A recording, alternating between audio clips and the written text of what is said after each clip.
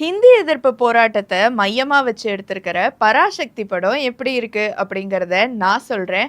நான் ஸ்ருதி பாலசுப்ரமணியன். நாடெங்கும் அனைத்து மாநிலங்களிலும் இந்தியை அதிகாரப்பூர்வமாக ஆட்சி மொழியாக்கும் சட்டம் இயற்றப்பட உள்ளது. 8ஆம் கிளாஸ் படிச்ச என்ன படிக்காத தற்கூரி ஆக்கிட்டாங்க. அப்போ மூத்தம் பேரா இருக்கான்ல, இந்திய திணிக்கிற மத்திய சர்க்காருக்கு அடிமை வேலை பார்த்து நல்லா சம்பாதிக்கிறானே. சிவகார்த்திகேயன், ரவிமோகன், அதர்வா, ஸ்ரீலீலா நடிப்புல சுதா கோங்கரா இயக்கத்துல ஜிவி பிரகாஷ் இசையில வெளியாக இருக்கிற படம் தான் பராசக்தி. 1965ல தமிழ்நாட்டில் ஹிந்தி திணிப்புக்கு எதிராக நடந்த போராட்டம், முக்கியமா மாணவர்கள் நடத்திய போராட்டத்தை சொல்ற கதையா தான் இந்த படத்தோட கதை அமைஞ்சிருக்கு. எனக்கு ஹிந்தி சொல்லிக் கொடு.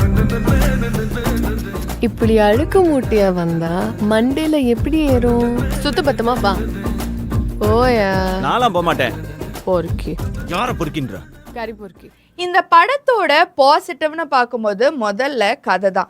என்னதான் தமிழ்நாட்டில் நடந்த ஹிந்தி எதிர்ப்பை பற்றி பேசினாலும் வேற எந்த மொழியையும் தாழ்த்தாம இன்க்ளூடிங் ஹிந்தி எல்லாத்தையுமே உயர்த்தி தான் பேசியிருக்காங்க. ரெண்டாவது, இந்த படத்தோட ஆக்டர்ஸ் எல்லாருமே ரொம்ப ஆப்டாக ரொம்ப சென்சேஷ்னலாக நடிச்சிருந்தாங்கன்னு தான் சொல்லணும். இந்த படத்துக்கு ரொம்ப பெரிய பலமாக அமைஞ்சிருக்கிறது ஜிவி பிரகாஷோட இசை. இந்த மாதிரி ஸ்ட்ராங்கான கண்டென்ட் உள்ள படம்னா கண்ணை மூடிட்டு ஜிவி கிட்ட கொடுத்துடலாம். அவர் அப்படியே அந்த பீரியடுக்கு நம்மளை கூட்டிட்டு போயிடுவாரு.